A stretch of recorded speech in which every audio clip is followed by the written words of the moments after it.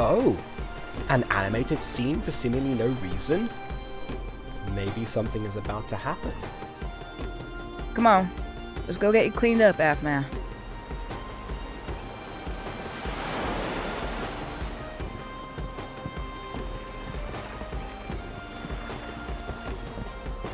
Yep, it blows up, it blows up, it blows up. What a surprise. Okay, enough predictions for one day. Time for an Aphmau theory that ties into almost nothing, because we all love those ones, don't we?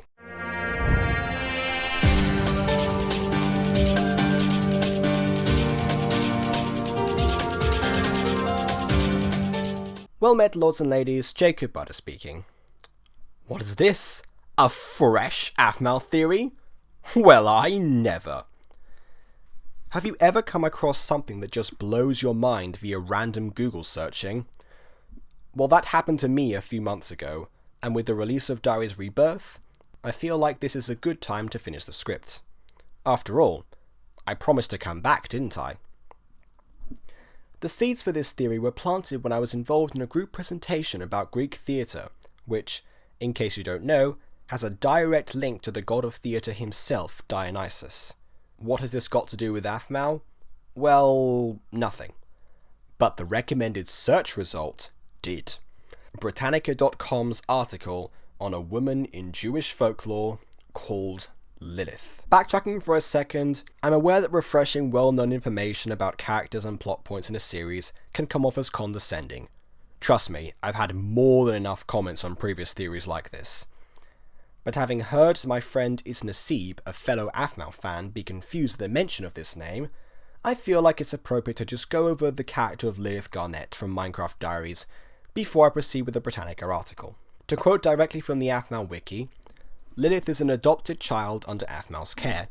She is first seen in the last few moments of episode 62 of season 2 and is heard crying. In episode 63, it is explained that she was found by Raven, Gareth's wyvern, after a boat crashed on the shore of the island, and when he approached a fatally wounded woman, she passed the child that she held in her arms to him and begged him to take care of her on her last dying breath. However, wyverns are unable to care for human children, as they cannot raise them with the same capability as a real human. And so, when Aphmau appeared in the cave, the baby was given to her to adopt. Aphmau officially accepted the baby as her own towards the end of the episode. Aaron took care of the little one. In that episode, the bundle of joy hadn't been named yet. The first paragraph sounds very similar to the adoption of Levin. When I first watched that episode, I questioned why we needed a repetition of this very arc from season 1. However, Lilith serves as a union point between Aphmau and Aaron, uniting the pair of them as her two parents and as a couple. It is no accident that Lilith's first word was Daddy. Lilith herself, however, has the least amount of development of any of Aphmau's children, even if you include Yip in that list. Levin became the Lord of Phoenix Drop, with all the responsibilities that Aphmau had before him, minus the Phoenix Alliance. Malachi is 900 years old and growing up at long last into the adults that he was never allowed to be in his first life. Alina, in her 3 short years of life, has become a worldwide celebrity and relic custodian. Lilith says Daddy at one time. She's more of a functional character than one who carries a story. In a lineup of 4 or even 2 kids actually, this is bound to happen to at least one of them in whatever story. Think about how active Gohan is in Dragon Ball Z versus his brother Goten. At least in their introductions, it's night and day. Where am I going with this? Well, let's see what Britannica has to say about the Jewish legend character. In rabbinic literature, Lilith is variously depicted as the mother of Adam's demonic offspring following his separation from Eve, or as his first wife. Whereas Eve was created from Adam's rib, Genesis chapter 2 verse 22, some accounts hold that Lilith was the woman implied in Genesis chapter 1 verse 27, and was made from the same soil as Adam. Insolently refusing to be subservient to her husband, Lilith left Adam and the perfection of the Garden of Eden. 3 angels tried in vain to force her return. According to some mythologies, Her demonic offspring was sired by an archangel named Samael, I think that's meant to say Samuel, and were not Adam's progeny. Those children are sometimes identified as incubi and succubi. Side note, insolently refusing to be subservient to her husband. Way to subtly push an agenda there, Britannica. Okay, outdated gender roles aside, that article tells us very little, so I did some more digging. The site myjewishlearning.com cited a 9th to 10th century text called the Alphabet of Ben Sira, detailing one version of Lilith's origin. When the first man, Adam, saw that he was alone, God made for him a woman like himself from the earth. God called her name Lilith, and brought her to Adam. They immediately began to quarrel. Adam said, "You lie beneath me," and Lilith said, "You lie beneath me. We are both equal, for both of us are from the earth." And they would not listen to one another. As soon as Lilith saw this, she uttered the divine name and flew up into the air and fled. Adam began to pray before his creator, saying, "Master of the universe, the woman that you gave me has fled."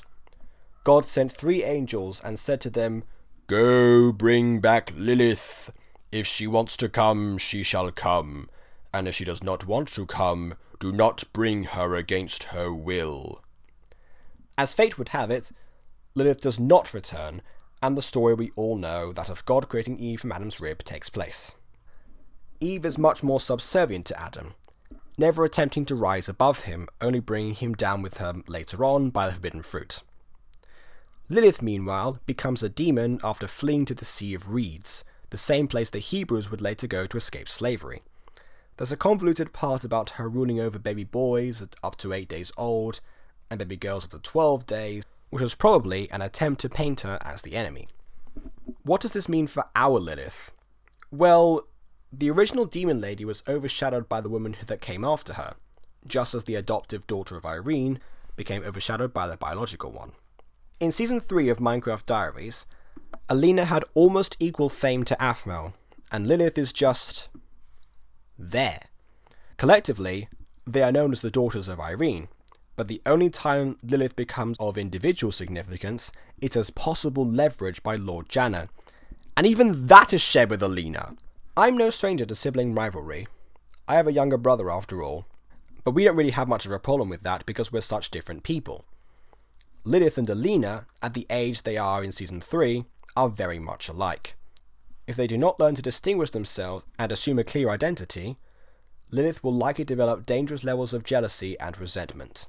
Now, at this point, you're expecting me to say that I think Lilith may become a demon in the future and might just turn evil or something, become the antagonist of the series. But not quite.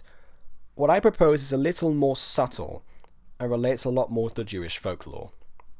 You see, Earthborn Lilith leaves the Garden of Eden of her own free will, as Britannica pointed out for us, to make her merry yet confusing way in life. Diaries Lilith is well within her power to do precisely that.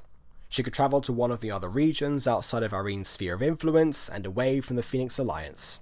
Once that happens, she opens herself up as a target of Shadow Knights, and maybe even the Demon Warlock. I'm going to go with the Shadow Knights because they have a much more widespread effect on the world than a Demon Warlock ever did.